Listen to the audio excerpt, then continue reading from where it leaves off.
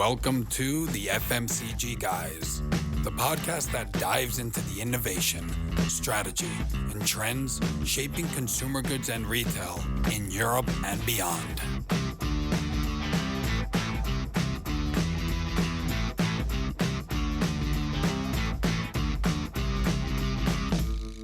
Welcome to the FMCG Guys podcast. I'm your host, Daniel Torres.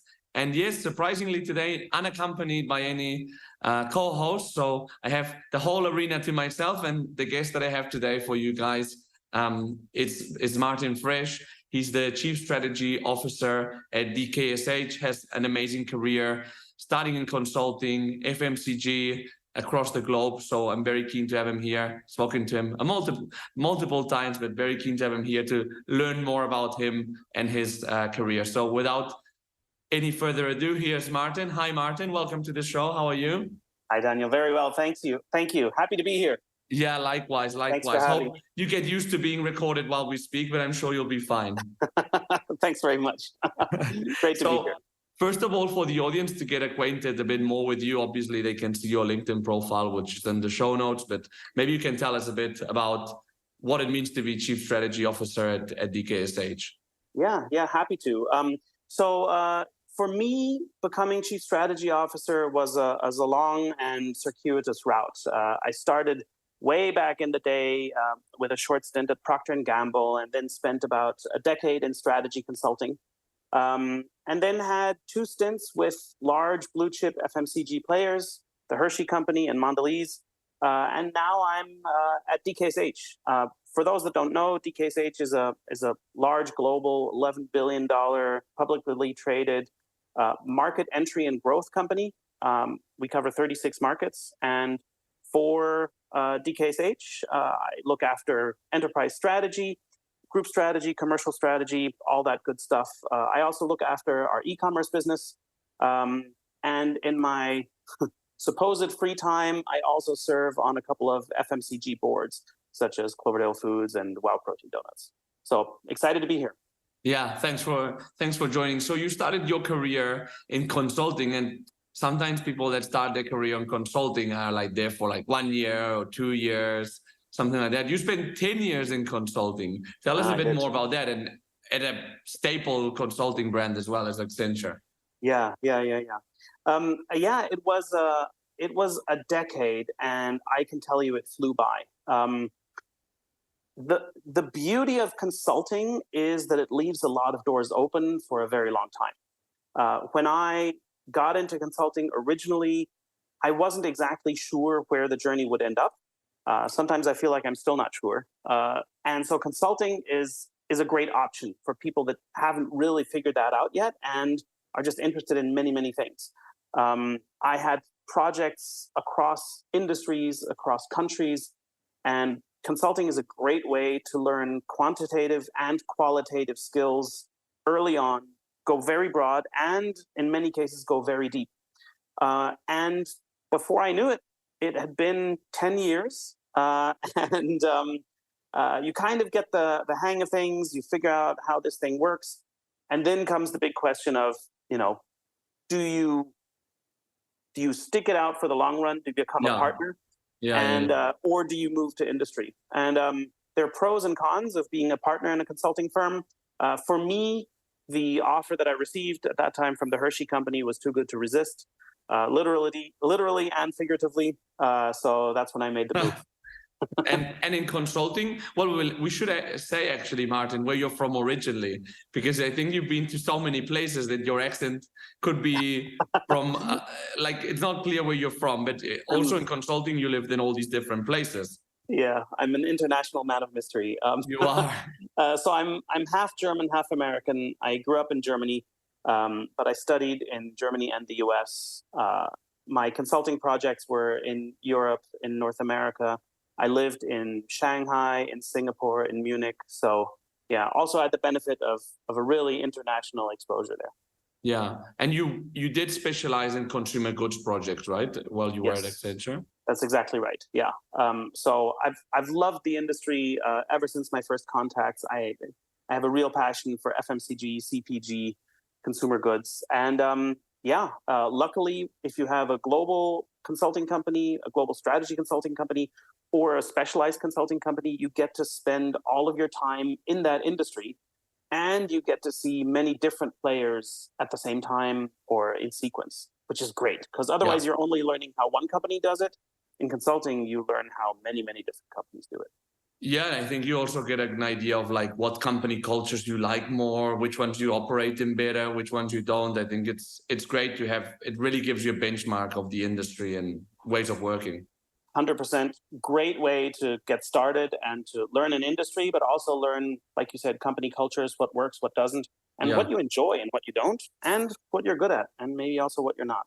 Yeah. So then you left, when you finally left Accenture after 10 years, you moved to Hershey, for which most of our audience will know, but they're a big confectionery player, mainly North America focused, if I'm not wrong, and North America and the US, everybody knows Hershey's.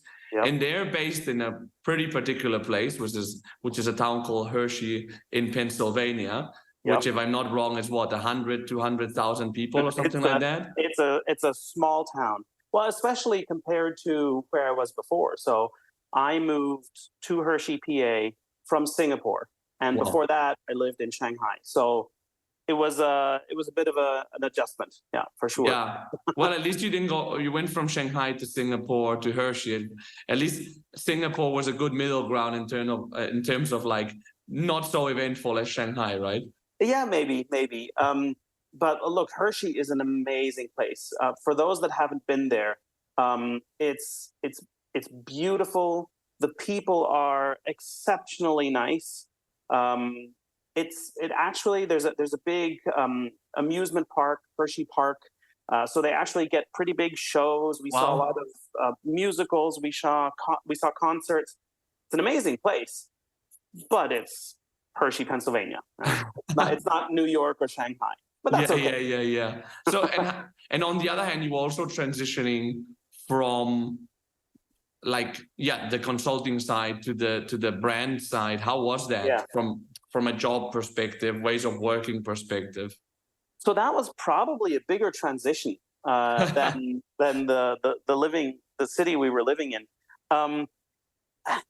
With what always bugged me in consulting was that there's this attitude among many consultants, and in some cases with many clients, that, hey, we're here for the project. We do the project as well as we can, but then we're gone, right? And it's a really unfortunate attitude. The other piece in consulting is that even if you have a better attitude and you're there for the long run and you help your client for the long term rather than just for the short term, the other piece is that almost always you don't get to see the outcome and the actual result. And that was a huge eye-opener for me, right? Sometimes you hear through the grapevine, hey, that project ended up really great, or that project bombed after the consultants left. In industry, you live with the outcome. You live with the results. It's one of the reasons why when I talk about placements and putting people in business positions, we always try to place them there for a year or two or at least 3, so people see the outcome of the decisions that they make. They see the annualized impact of choices that they make. If they increase A&P or invest in CapEx, people should stick around for the outcome. So that was a big shift. And the other thing, expected, I guess, but just realizing, strategy is good and it's great to be the smartest person in the room and you can have all of these brilliant ideas depicted beautifully on PowerPoint slides. In the end, what matters is somebody buying the product. Nothing happens until somebody buys something. Yeah. That reality hits hard when you're coming out of consulting. Yeah, because ultimately you're also going from a B2B to a B2 kind of C business, right? Well, and not only that, but also you realize pretty quickly that it's not always a competition for the most genius insight. It's not always being the rightest one. Yeah. Sometimes it's also just, hey, it's not the best answer and it's not the best solution, but this is what we can make work. Or here's what we can get a political coalition around.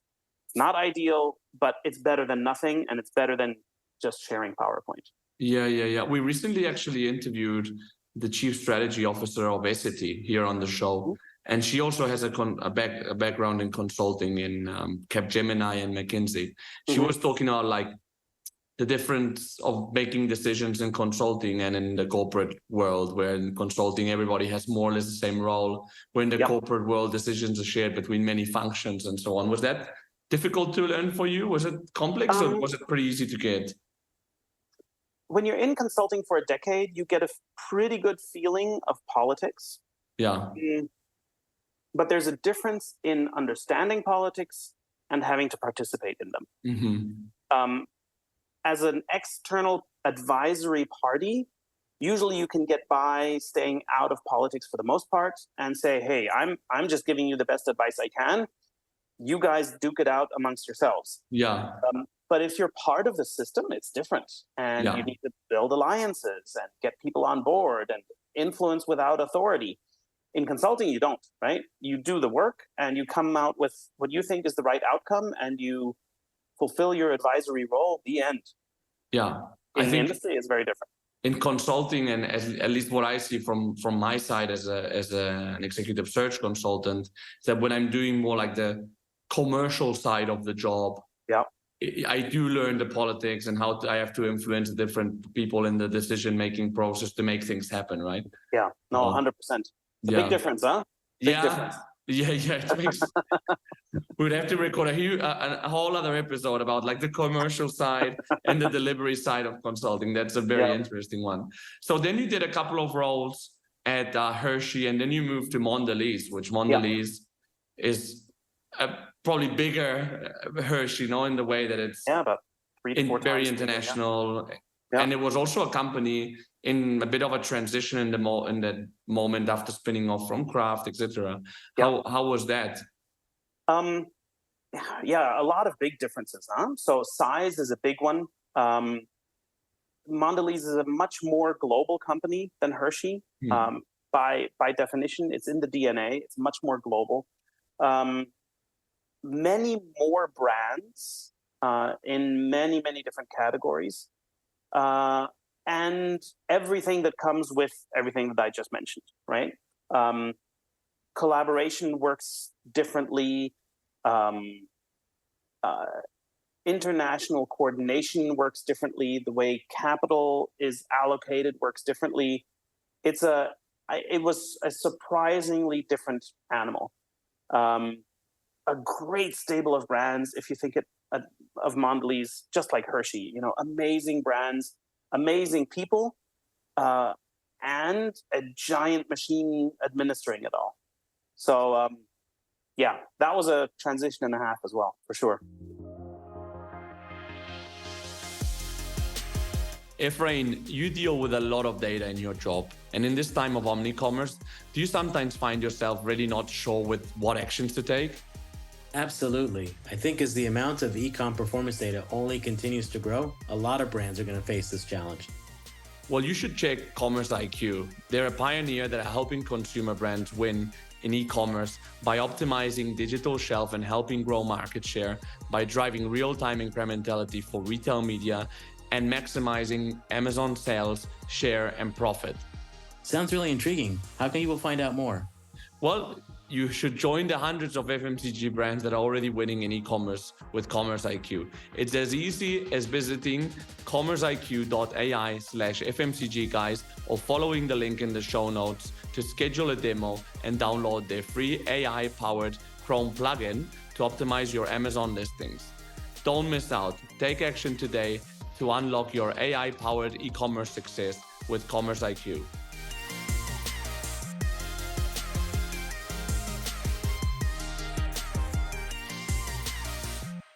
One of the other challenges that consultants have when they move to the industry, apart from like the learning how the politics work, and one of the big steps to take, apart from making the actual industry change step, is taking that people management part on one side and then the P&L, profit and loss responsibility. How I know that you've done that progressively in your experience in the industry, but having managed, for example, e-commerce at DKSH, you've taken on that responsibility. How did that work for you? And also interested to know what are the main hurdles that you found to do that? Yeah. In my head, I imagined it to be a much rougher transition. It turned out it wasn't.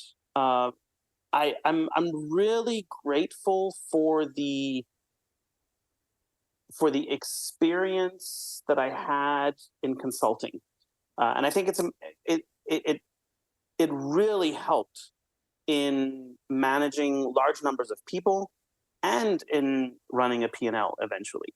I think there's two very important lessons, one direct and one indirect, that you learn in managing people in consulting. The first one is kind of the direct lesson, and that is, where there's a will, there's a way. You can push hard and you can solve just about everything. So kind of a can-do attitude. But the indirect lesson is, in consulting, you're surrounded by A-type personalities. These are young, super duper ambitious people. They're jumping up and down in the room before you even come in, and they're there to make it happen, right? I had a decade of that, surrounded by these people. It's very different from convincing someone who's been in their role longer than you've been on the planet to stay beyond 5 p.m. to finish a project. Yeah, very different. But you get a taste of that indirectly from your interactions with clients in consulting. So every time there's work packages distributed across consultants and the client that you're serving, you notice those differences. So there was one of the big learnings in my mind was the difference between the consultant, rah, let's go, and if it's 100 hours a week, then so be it, to, hey, cool your jets, we can still get good work done, but you don't have to knock yourself out. So I think that's one. When it comes to the P&L, I was probably also lucky, to be honest. When I took over the e-com business, it was, it wasn't nothing, but it also wasn't a region or an entire market. Now, over the past 5-6 years, we've grown it 8-fold. So it grew in time, and that was a huge benefit to me. If I had immediately taken over a $400 million business, it might have been different, but I had the ability to learn and grow as the business grew. Now I'm very comfortable with it, but for me, that was a huge win, being able to grow that responsibility and learn that, because that is one of the key things that you don't get in consulting that you do in industry. So lucky, I guess, but it really worked in my favor. Yeah. I'm probably ignorant to this. Like, how difficult is it to learn technically to manage a P&L? Maybe a very stupid question, But no, I don't think it's stupid at all. I racked my brain about it and had a lot of anxiety about it coming in. It turns out it's not that hard. It's not rocket science, right? It's not that hard. I think within a year moving from consulting into industry, you figure out the big levers, you figure out the very technical terms that you don't get when you're just serving a client for a little bit. And after that, you're fine. Then it's about, managing people more than managing a P&L. In the end, it's all decisions and people anyway, right? But it takes, in a sense, it takes very similar skills than what you were doing before. Have a think about it, listen to your people, get advice, and then make calls and see how they work out. It's like everything in life, huh? Yeah, absolutely. Another thing that that I'm really intrigued about, Martin, and we haven't talked deeply before, is about, so you've taken on all these different roles, you've moved industries, moved functions, but which all these things are really complicated. And anyone that's listening that has done these type of moves, like when you change roles or companies, you feel like you're being thrown at the dead end, and you're like, really having a tough time for 3-6 months at least. Yeah. You've done this also moving continents. Yeah. How have you managed that from a work perspective, but also from a personal perspective, and being able to keep sane? Well, I'll let you judge and your audience judge whether I have been able to keep sane. But you seem sane enough. You seem sane enough. I fake it well. So look, the first thing I'll say is that there's a big difference in moving continents, whether you're doing it alone or with family. I can't overstate that enough. When I moved to Shanghai, from Munich, literally with 2 suitcases. That was it. And I was a young guy. I was single. It was easy, right? There's still, there's a psychological toll, and you go through a dip and you're like, oh my God, everything's different here. I don't even speak the language, let alone understand the culture. You get over that, right? And in consulting, you're adjusting all the time anyway. And that's a muscle that I'd learned to train very well. So that was fine. As you progress through life, it becomes a different story, right? Mm-hmm. So at some point, in my case, I got married, then it's a different story, right? Then you're talking about moving from Singapore to Hershey, PA, right? Is your partner on board with that? Is that something that you're both okay and willing to do? Never mind if there's 2 careers to manage, right? That makes it even harder. And then finally, if you have kids, so we have an 8-year-old, it's even harder, right? Because then you're managing not just your own career trajectory, transitioning, learning a new society, country, sometimes language. Yeah. You're also managing your partner, and you're managing a kid with school and all those relationships. It's tough. Yeah. But it's also super exciting, right? There's an upside and a downside to everything. So I try to also remind myself that, hey, yes, you're learning new things and you're figuring out languages and administration and all that, but also, hey, so cool. You get to see a whole new part of the world. You live on a different continent. You're learning something new. Great exposure for yourself, for your family. There's an upside and a downside to everything. It helps to focus on the upside. Well, I'll do the contrary. I'm curious to know from yourself or people that you've seen around you moving continents, what would you say are like the major pitfalls that people have to avoid and mistakes not to make when moving continents? And that can be like from a cultural side, work side, personal side. Yeah. So I think there's a couple. Picking really like the worst example. So I've also, let's be honest, right? I've also seen this go horribly wrong. Yeah. The first and earliest pitfall is probably if you're not really committed.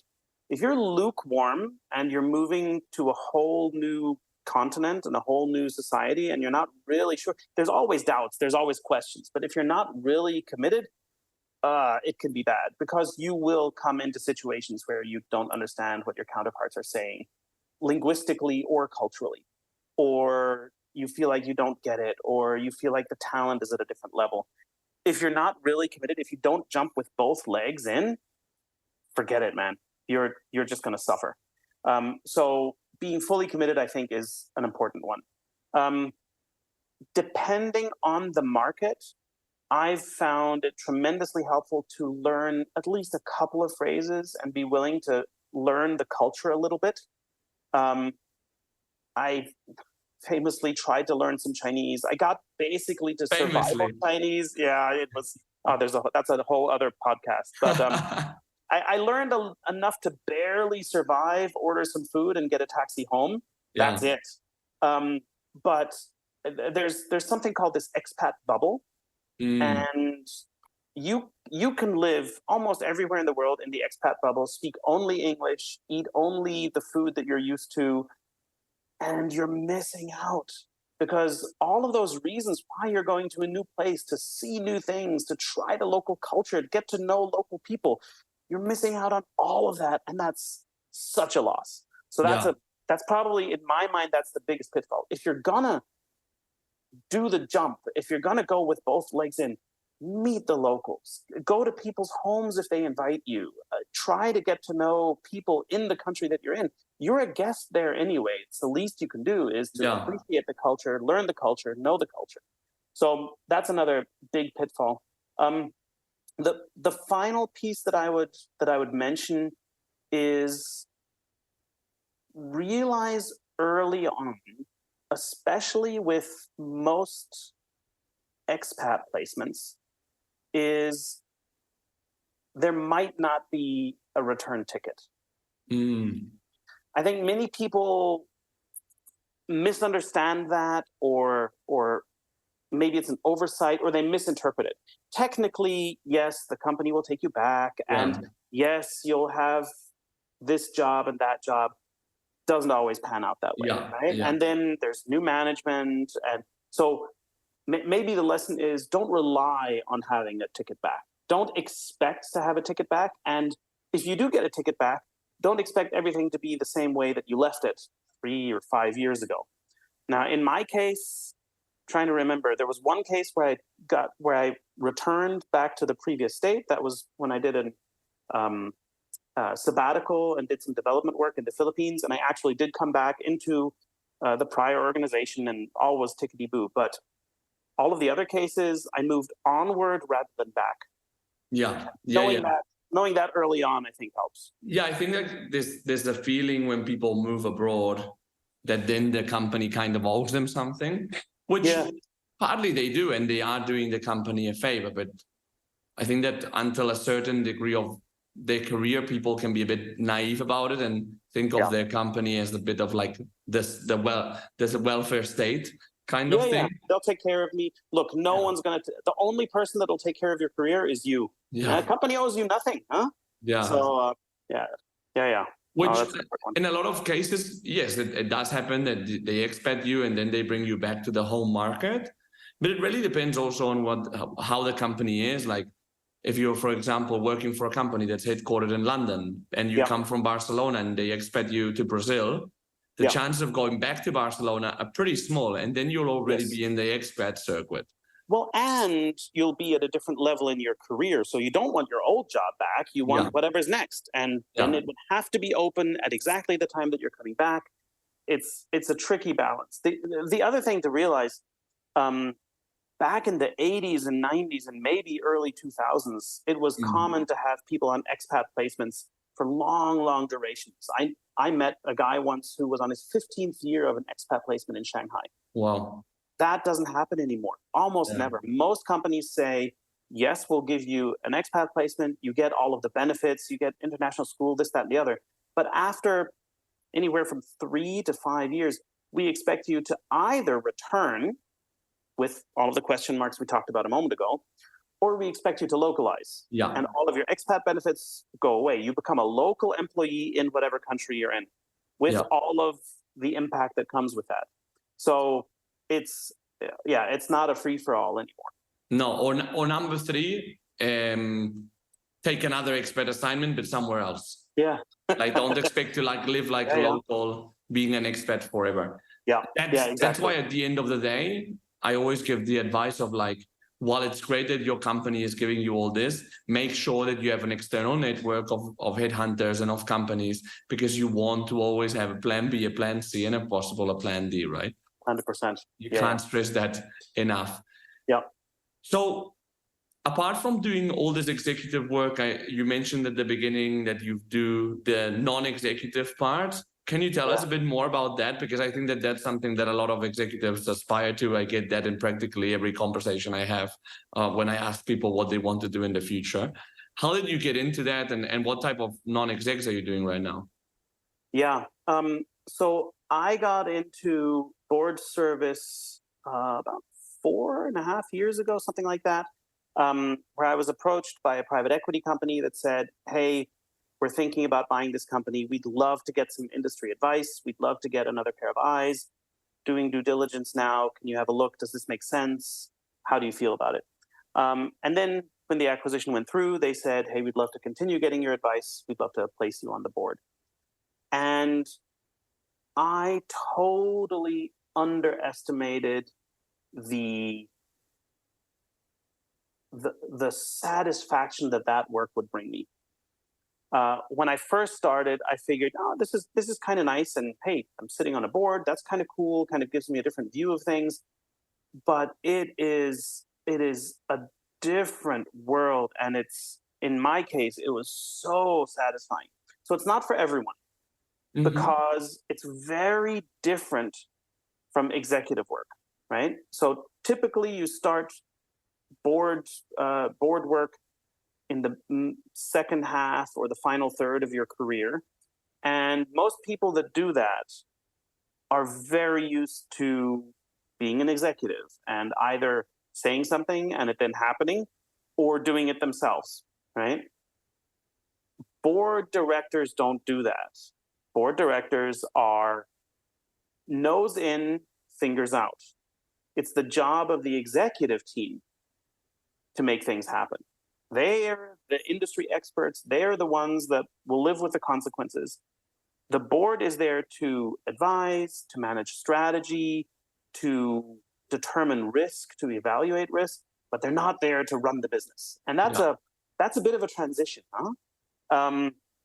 But particularly after years and years and years of preparing board decks and running board meetings on the company side, it was really, really enlightening to see it from the other side, to realize the horribleness that we've thrust on board members in the past by giving them 800 pages of pre-reads for a board meeting, expecting them to remember something that was 5 board meetings ago.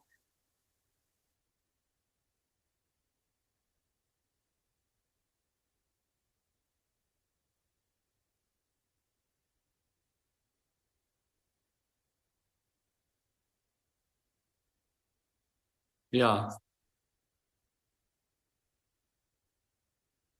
If you're serving on a board, you're passing on or trying to pass on some of the experience, some of the things that you've learned over decades in business, right? To come into a situation and to say, you know what, I've seen this movie before. I can tell you how it worked out when we tried it at company X or company Y. Tremendously helpful for the company that's receiving it. Whether they take the advice or not is another story. And of course, there's again a difference between an advisory board and a fiduciary board. But overall, I can tell you that work has been tremendously rewarding, super fun. It's not for everyone, but in my case, I really love it. Yeah. No, absolutely. What boards are you in right now, by the way? So I currently serve in an advisory board for Cloverdale Food. I serve on a board for a private company called Wow Protein Donuts. It's a scale-up. And I serve on a board for a company called Itemins, which make vitamins for your eyes. Oh, well, very interesting. Yeah. You mentioned, by the way, before private equities. That's how you started going into these board roles. Yeah. Obviously, this private equity, I think their role in FMCG has become more important in the past few years. How do you see this player in the whole FMCG world? Yeah. Look, they've made quite an impact, I think, in food and in beverage. In my mind, there's some real pros and some cons from private equity involvement. I'll start with the pros. Many times in FMCG, as a strategist, your job is to ask uncomfortable questions. And one of my favorite questions in the past and in the present was always, what would PE do? What if our company were suddenly taken over by PE? And it's basically code for, no constraints. If you really wanted to get stuff done, what would you do? And everyone gets it. It's unspoken code, but everyone gets it. Yeah. Because everyone's like, well, if we were PE, what we would do is we would immediately discontinue this brand, and we would enter this market, and we would capitalize this part, and we'd probably open a new plant. Yeah, but that's PE. And so then I say, yeah, so then why shouldn't we also do that? If that's the right thing to do, then Shouldn't we do that? Well, let's not get crazy here. So the simple fact that mentioning 2 letters of the alphabet sets free that type of energy and that creativity and the willingness to think out of the box is a testament to what PE has done and how PE has influenced the industry.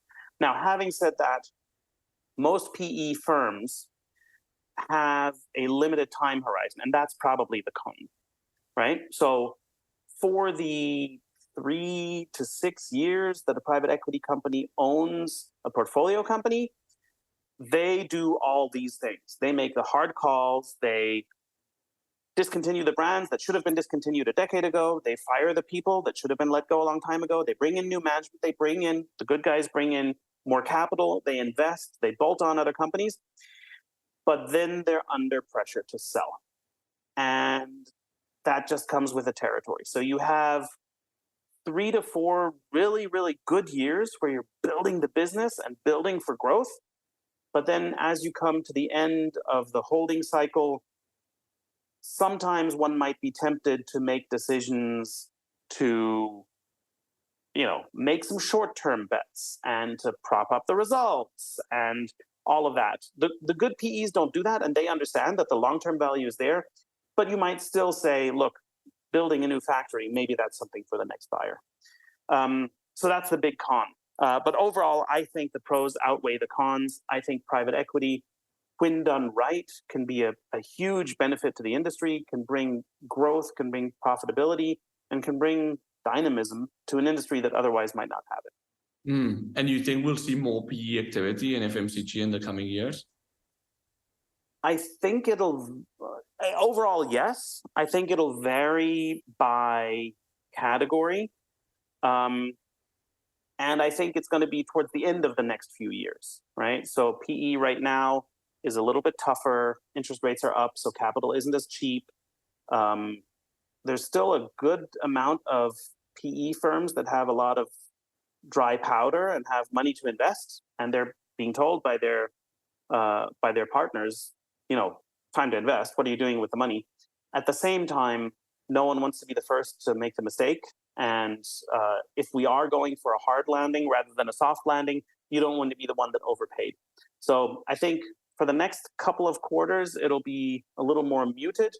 After that, my prediction is that it'll pay off because the overall idea works. Bringing in capital, people, just the brute force of really going into a business and breaking some internal rules, that's something that'll always hold true. Yeah, it's a bit like the consultant, the external view of the consultant and being able to actually take action on things. 100%. Speaking of consulting, Martin, if you had to go back to the very beginning of your career, actually, when you did your internship at Procter & Gamble, and with everything you know now, give yourself just one piece of advice with everything you've learned, what would that be? Ooh, it's hard to stick to just one. So when I think back at those days,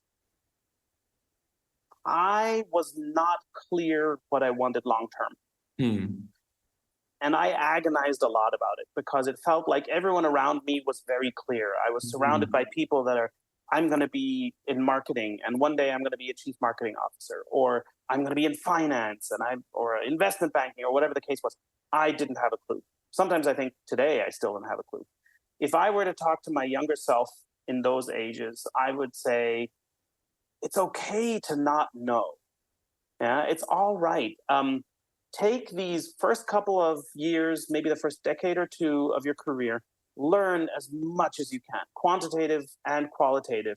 Strike the balance between following your bliss, doing what you really love, doing more of that, versus also earning a living. Take some risks, especially early on. That's another big one, because I think most people, when you're young, you have decades to recover, right? I probably didn't take enough risks when I was young. But it's okay to not know. It's okay to be unclear. Just go for it and keep cool, man. It'll all turn out.